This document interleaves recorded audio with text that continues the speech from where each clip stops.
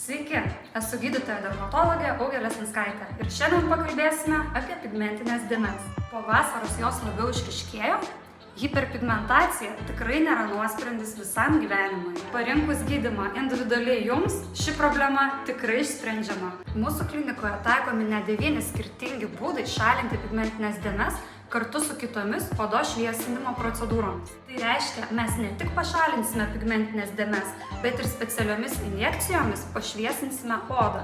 Ir tai dar ne viskas. Lazeriai, su kuriais atliekame šią procedūrą, daugelį metų pasaulyje vertinami aukso standartų, kaip geriausi šiai problemai spręsti. Jie kartu užveda ir odos atsinaujinimo mechanizmą, kolagenas yra skatinamas gamintis ir oda atjaunėja. Daugiau nei 3 efektai tavo odos kokybei.